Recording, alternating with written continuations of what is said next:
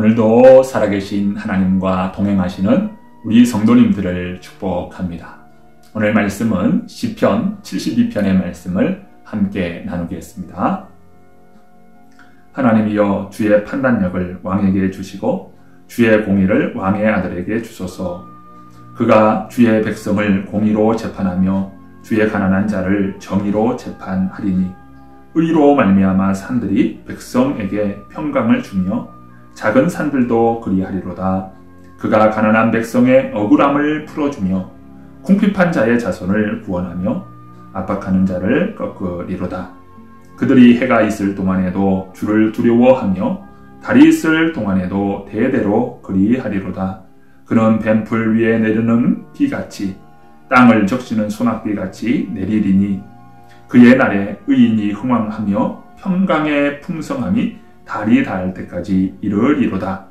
그가 바다에서부터 바다까지와 강에서부터 땅끝까지 다스리리니 광야에 사는 자는 그의 앞에 굽히며 그의 원수들은 티끌을 핥을 것이며 다시스와 섬의 왕들이 조공을 바치며 스바와 시바 왕들이 예물을 드리리로다. 모든 왕이 그의 앞에 부복하며 모든 민족이 다 그를 섬기리로다. 아멘. 오늘 시편은 20절 마지막 절에 이새의 아들 다윗의 기도가 필요하다라는 말씀으로 다윗의 기도임을 말해줍니다. 그러나 표제어는 솔로몬의 시라고 되어 있지요. 다윗이 솔로몬을 위하여 쓴 것이라고 해석하는 이들도 있습니다. 그러나 중요한 점은 이 시가 메시아 시에 속해 있다는 점입니다. 즉, 이 시는 장차 임하게 될 메시아의 통치에 대한 소망을 말씀하고 있습니다. 다음 몇 가지로 정리하고자 합니다. 첫째는 메시아가 통치할 때 세상은 공의가 시행될 것입니다. 본문 1절 말씀입니다. 하나님이여 주의 판단력을 왕에게 주시고 주의 공의를 왕의 아들에게 주소서. 여기 왕은 메시아로 상징되는 인물입니다. 이 간구에서 주의 판단력은 하나님이 가지고 계신 권리 혹은 법적인 힘을 말합니다. 백성들 가운데 공의를 실현하기 위해 필요한 것이 주의 판단력이지요. 그러므로 왕과 그 아들이 주의 판단력을 주시도록 구한 것은 백성들 가운데 공의를 실현시키기 위함이었습니다. 따라서 메시아가 임하여 통치하실 때 궁핍한 자들의 부르짖음과 가난한 자들의 도움의 소리를 경청하게 됩니다. 2절부터 4절의 말씀입니다. 그가 주의 백성을 공의로 재판하며 주의 가난한 자를 정의로 재판하리니 의로 말미암아 산들이 백성에게 평강을 주며 작은 산들도 그리하리로다. 그가 가난한 백성의 억울함을 풀어주며 궁핍한 자의 자손을 구원하며 압박하는 자를 꺾으리로다. 궁핍한 자들, 가난한 자들은 권력에 대하여 자신을 방어할 수 없는 약한 자들이지요. 이들은 불의가 행해지는 곳에는 언제나 희생자들입니다. 따라서 메시아가 임하여 통치하시는 곳에 이들의 부르짖음에 공의가 시행될 것임을 말해주는 것입니다. 두 번째, 메시아가 통치하실 때 세상은 평강이 임할 것이라는 내용입니다. 5절부터 7절의 말씀입니다. 그들이 해가 있을 동안에도 주를 두려워하며 달이 있을 동안에도 대대로 그리하리로다. 그런 뱀풀 위에 내리는 비같이 땅을 적시는 소낙비같이 내리리니 그의 날에 의인이 흥왕하여 평강의 풍성함이 달이 닿을 때까지 이르리로다. 메시아로 상징되는 왕은 하나님을 경외할 것이고 그의 통치는 백성들에게 축복이 될 것입니다. 이런 모습은 모두 메시아가 통치하는 곳에는 평강과 풍성함이 임할 것을 말해주는 것입니다.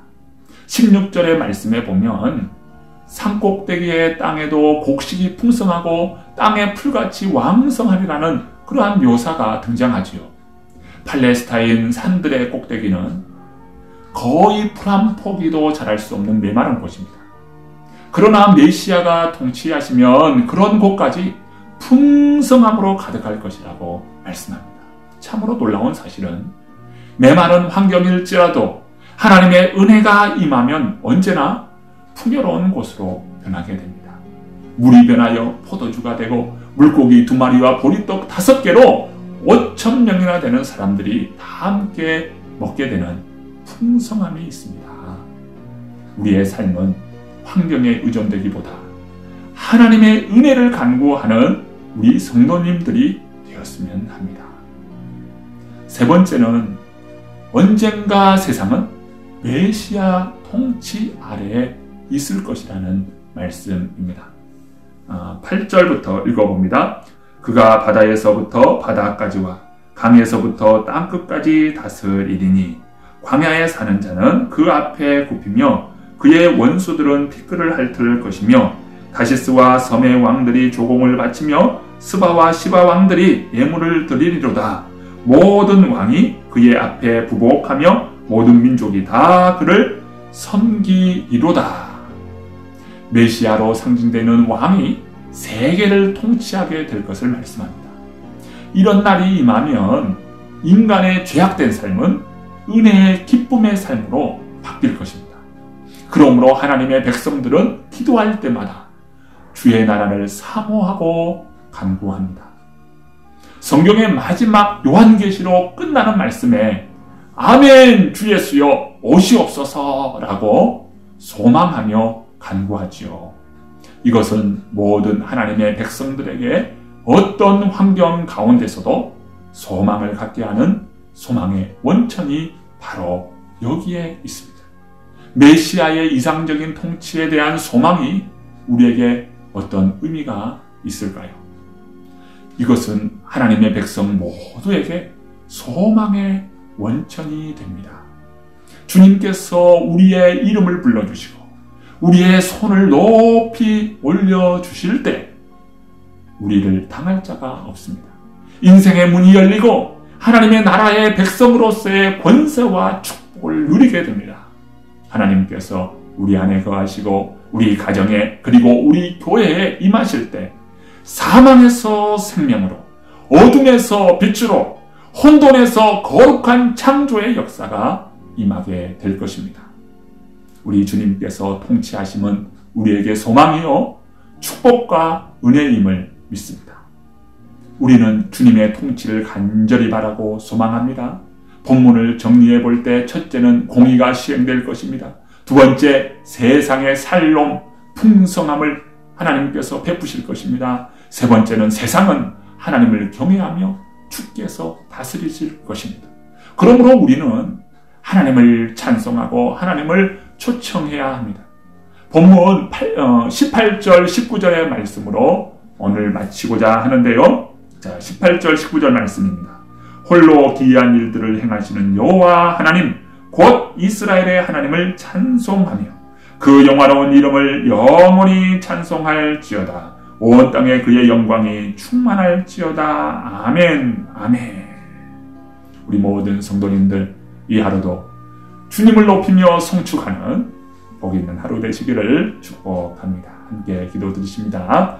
하나님 아버지, 저희들의 연약함과 부족함을 아시는 주님, 우리 주님께서 저희들을 가운데에 임하여 주시고 통치하여 주심으로 약한 오늘 우리가 강함을 힘입게 하여 주시고 연약한 인생이 하나님의 능력을 힘입어 아버지 권세의 삶이 되도록 주님 축복하여 주시옵소서. 하나님 나라를 사모하고 하나님 나라 백성 된 것을 감사하고 오늘 우리의 입을 열어서 주님의 그 통치하심과 주님의 위대하심과 주님께서 다스리시는 능력 앞에서 저희들이 다 찬양하고 경배하는 복 있는 하루가 되도록 주여 인도하여 주시옵소서. 우리 성도님들의 삶 가운데에서 앞길을 열어주시고 은혜의 문 열어주시고 오직 하나님을 영원롭게 하는 인생의 문들이 활짝 열리도록 주여 축복하여 주시옵소서. 일하는 일터에서, 사업 안에서, 또 삶의 영역 오늘 우리의 거하는 삶의 모든 자리들마다 하나님 나라가 임하게 하여 주시고 하나님의 통치가 임하도록 주의 역사하여 주옵소서.